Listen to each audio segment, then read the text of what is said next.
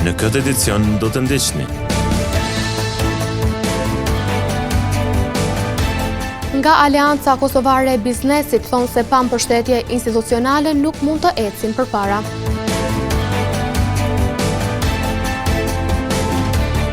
Çmimet të larta të produkteve bazike, shporta e konsumatorit përëndohet çdo herë e më shumë.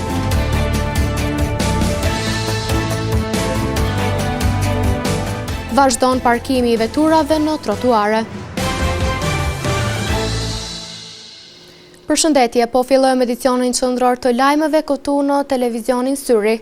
Prodhimi vendor është drejt kolapsit dhe kjo për shkak të mungesës së një strategjie industriale dhe ekonomike. Kështu kanë pohuar nga Aleanca Kosovare e Biznesit. Argjend Fetahu, duke folur edhe për javën e biznesit, ka pohuar se bizneset vendore për shkak të shumë rrethanave që patën gjatë vitit 2025 janë rrezikuar në qëndrueshmërinë e tyre financiare. Viti 2025 për Republikën e Kosovës ka qenë vit zgjedhor. Argjend Fetahu, kryetari i Aleancës Kosovare të Bizneseve për rrafshin e Dukagjinit, ka thënë se si pasojë e problemeve të mos konstituimit të qeverisë dhe faktorëve të tjerë, situata për komunitetin e bizneseve nuk është e mirë.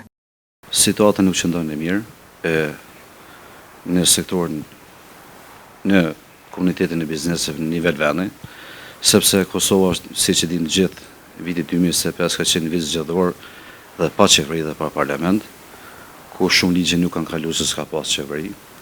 Kanë qenë faktorë tjerë, energjia elektrike, rryma, kur trasfundën në gjykata kushtetuese kthejnë favor bizneseve, po nuk kemi diçka konkrete dhe se si për jemi gjendje alarmante.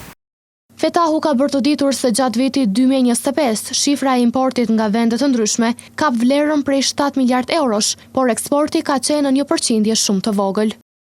Import kemi pas në vitin 2025, import në vlerë 7 miliard euro nga vendet të ndryshme, import. Ndërsa eksport kemi pas një përqindje shumë të vogël, sepse kanë qenë këto faktorë si që kemi nëse ka dhe në të kaluar, ka qenë energjia, qeveria, parlamenti, se pa këto nuk mundën se ka pas, edhe qeveria që ka qenë ma herë, nuk ka pas këshillin për social, këshillin kombëtar për zhvillim ekonomik, këshilla që i konë bashkëndite me komunitetin e biznesit, cilë kanë kriju politika të ndryshme, që në harmonizu kanë nxjerrë ligje të reja dhe ligje të mira për komunitetin e bizneseve. Ndërkaq, kryetari i AKB-s për rrafshin e Dukagjinit ka njoftuar se me rastin e javës së biznesit, tash e 23 vite, synohet që prodhuesit vendor të rriten edhe konsumatorët të blejnë produkte vendore, por në anën tjetër Fetahu tha se duhet të ketë mbështetje institucionale. Bizneset tonë në nivel Kosovës, fal punës edhe të AKB-s, se tash jemi në javën e biznesit kosovar që kemi ne me motën unë konsumoj produkte vendore po ju. I bëjmë 23 vite që mirë me këtë aktivitet çdo vit, që prodhuesit tonë vendor t'i rrisim dhe konsumatorët tonë do mund t'i sensibilizojmë me produktet tona vendore. Dhe kjo ka ndiku goxha mirë, duke nisë nga viti 2002 me krahasu 2002 me 2025 jemi shumë mirë.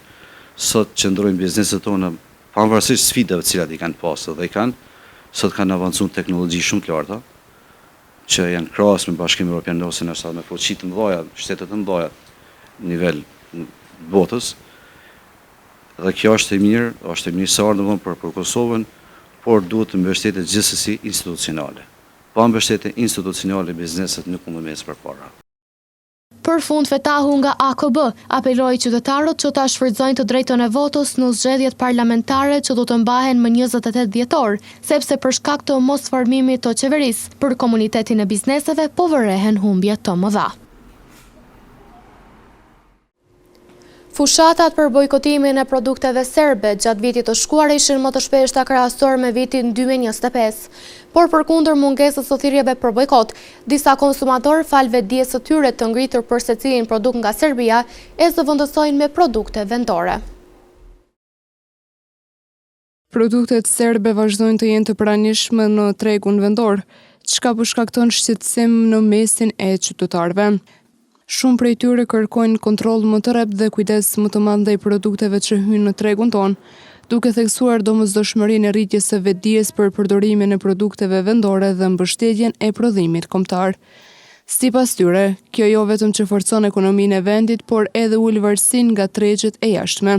Për këtë arsye, qytetarët apelojnë që institucionet të shtojnë monitorim dhe inspektimet e rregullta në mënyrë që produktet shqiptare të kenë përparësi në marketet vendore dhe të garantohet një treg më i drejtë për konsumatorin.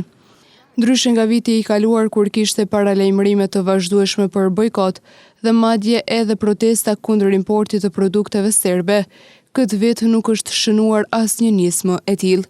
Përveç kujdesit individual të qytetarëve, nuk ka pasur thirrje publike për bojkot apo organizime protestash. Ndërkohë, në markete vazhdojnë të ketë produkte serbe të ekspozuara, për të cilat disa qytetarë prapa kamerave thanë se është shumë e turpshme, pasi në asnjë market nuk do duhej të kishte produkte të tilla.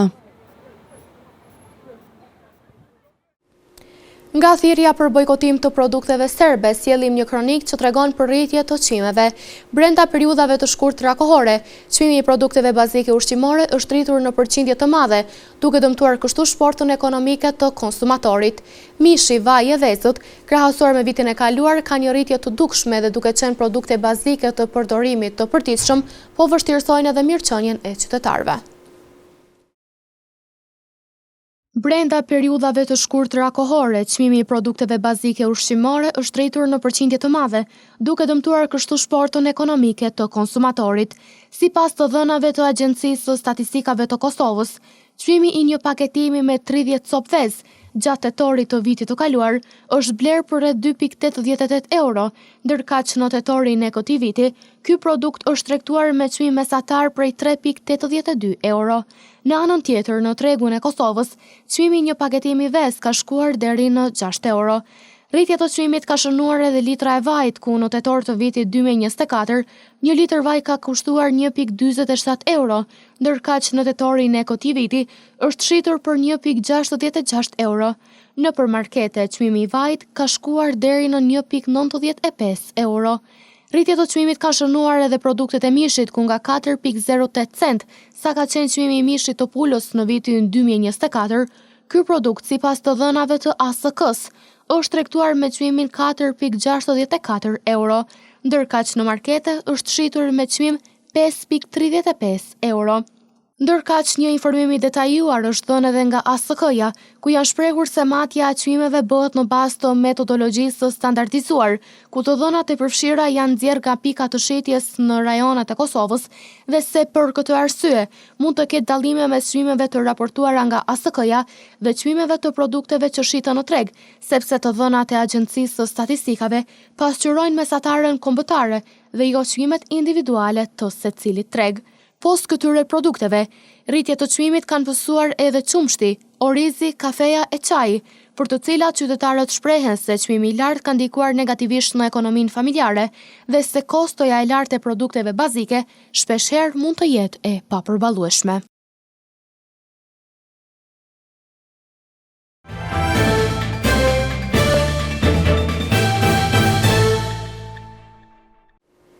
Parkimi i automjeteve në vende të padestinuara për parkime, sidomos në trotuare të këmbësorve, po vazhdon të mbetet një dukuri shqetësuese për komunitetin e shumë zonave në qytet. Shumë prej tyre, prapa kamerës, i kanë pohuar syrit se janë lodhur nga ky fenomen shqetësues që shumë shpesh po ju pamundëson qarkullimin e lirë. Në qytetin e Gjakovës tashmë është bërë një dukuri e përditshme parkimi i veturave në vende të palejuara, e sidomos në trotuare të destinuara për këmbësor.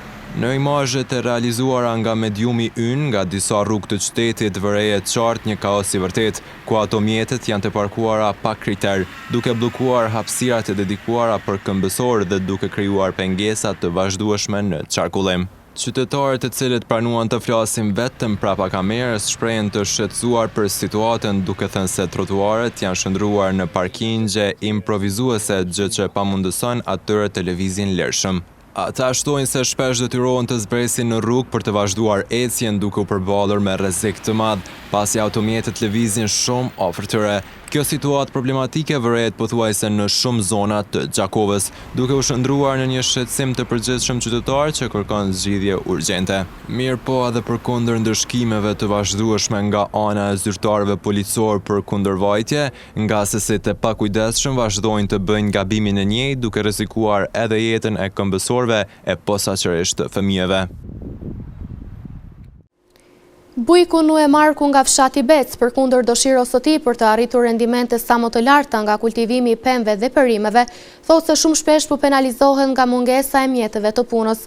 Ai pohon se vullnetin për të punuar e ka të vazhdueshëm, por mundi nuk po ju shpaguhet sa duhet. Nu e marku nga fshati Bec prej disa vitesh merret me kultivimin e pemëve dhe perimeve. Në një prononcim për mediumin ton, ai thotë se tashmë ka kryer të gjitha përgatitjet e nevojshme për një vit më të mirë për produktet që ai synon të plasojë në treg. Na kena fillu tash edhe kemi bërë përgatitjen e qitven e plehit, për punë se tash shina si të vinë borë atë krejt edhe hin langit edhe hin të rajt edhe ushqehen ma mirë. Se në pranver është problem, se s'po ka shina aksishne edhe mujnë më tha, kurse tash këtë dimnin, këto ushqehen me qëtë ple, edhe në pranver veç fillojnë shumë më herët, edhe manë tokën plehe, manë tokën zejt gjatë dimnit. Unë e pem dikom gjitha llojet gati, ka 2, 3, 4, kumla kom ma tepër, pjeshka pak ma tepër, lethia, rosh kom ma tepër, po do të pem tjera, si kena morë sa për familje për shembull, edhe për me hi me punu, me tjepet vullneti me punu. Unë kom punu, pas kep qëtë pjesë krejt, i kom shit dykon për qëti veni, që të një 300 kg kep jenë shit, kom shit speca patligjana, trangoj. Mirë po ky bujk thotë se përkundër dëshirës për të pasur rendimente sa më të lartë, gjatë fazave të kultivimit të produkteve, shumë shpesh na penalizon mungesa e mjeteve të punës më të sofistikuara, të cilat do ta lehtësonin procesin e punës. Unë prej drejtërisë bujqësisë nuk kom pa kurrë herë për deri me sotën. Gjitha çdo shka i kom bë vetë me njerëz teme, kom punu vetë. As kom pas goldon për të se i kanë marrë tjertë, as anë mike tokë, as nuk i intereson bile me arë. Unë e kom edhe një farm pula vojse, im kanë me një mbledhe edhe më kanë thonë se nuk muj me të një mu, se ki pak pula. I rimojnë atëve se i kanë me ka 50.000, 100.000, dijet arsyeja për shka jo rimojnë, se bashkëpunojnë bashkë, të unë nuk kanë shka, për shama me morë, asë në bujësi nuk kanë shka, se më pas ma shumë, se ka jo rimojnë tjere për shama për grune, për kësish në japin asi, po të unë nuk kom qash shumë tokë, dhe se më rimojnë vesh me punë teme. Mos nevojshëm se kom me pas një goldon, për shembull, se goldoni e ka frezën, e ka prokolicën, e ka gjitha ato vetat kosën, kur të bëhet bari më kosit, me frezat, me bajt plehin, me shpërndapës, me bajt me kolicë dore, për shembull, qëto. Edhe sers m'ja kanë shky fryma në jedhonin, jem kanë 1-2 herë në drejtërinë e bujqësisë, ju kom tregu, këshyrim, sanë sarë kush me këshyr, as me mnimu, as sanë mike tokë. Në fund, Marku shpreson që i gjithë ky mund dhe angazhim të sjellë një rezultat sa më të mirë dhe sa më të shëndetshëm për prodhimet e tij. Guska është një vendbanim vetëm pak kilometra larg zonës urbane të qytetit të Gjakovës. Është një fshat ku rrugë ndërthuren me qetësinë e natyrës, e cila shpesh shndrohet në histori. Ky fshat i vogël, por i pasur me bukuri natyrore, vazhdon të mbetet një prej vendeve më të veçanta të rajonit. Ekipi televizionit Syri ka ardhur për të shijuar pamjet dhe bukurinë mahnitse të këtij vendi. Ky është fshati Gusk. Për më shumë detaje të ndjekim materialin. Fshati Gusk ndodhet në zonën e brezit kufitar me Republikën e Shqipërisë, në perëndim të qytetit të Gjakovës. Pas vitit 1999, fshati është i njohur edhe me emrin Gushaj. Midis kodrave të gjelbra dhe fusha të qeta, ky fshat i Gjakovës këtë fundjeshte ofron pamje magjepse, ajër të freskët dhe një paqe që nuk e gjen lehtë. Shëtitje e përgjat livadheve, burimeve të ujit dhe horizonet të tjera e bëjnë Guskën destinacion për fotografi artistike për të gjitha komunitetin dhe kalimtarët e atyshëm. Ky fshat përveç bukurive natyrore, banorët merren edhe me bujqësi të kulturave të ndryshme. Një tjetër veçori e kësaj zone janë rrugicat e ngushta dhe shtëpitë e vjetra me arkitekturë tipike, që të çojnë drejt historisë dhe kujtesës kolektive të vendit. Për vizitorët që kërkojnë qetësi shpirtërore, peizazhet malore dhe ajri i pastër krijojnë mjedisin ideal për ecje dhe eksplorim, ndërsa banorët njihen për mjekëpritjen dhe ruajtjen e zakoneve të vjetra. Në vazhdim të ndjekim parashikimin e motit për ditët në vijim.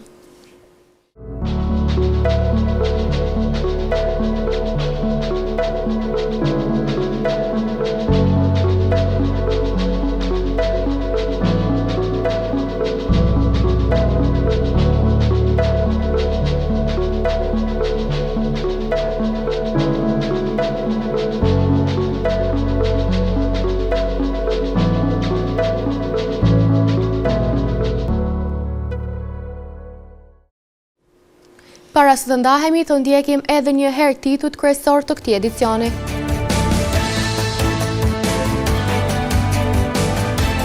Nga Aleanca Kosovare e Biznesit thonë se pa mbështetje institucionale nuk mund të ecin përpara.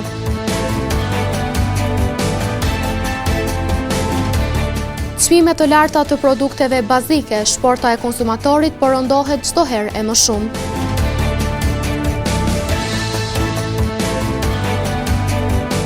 Vazhdon parkimi i veturave në trotuare. Këtu merr fund ky edicion qendror i lajmeve. Ju mund të vazhdoni të na ndiqni në televizionin Syri, si dhe në rrjetet tona sociale. Mirupafshim.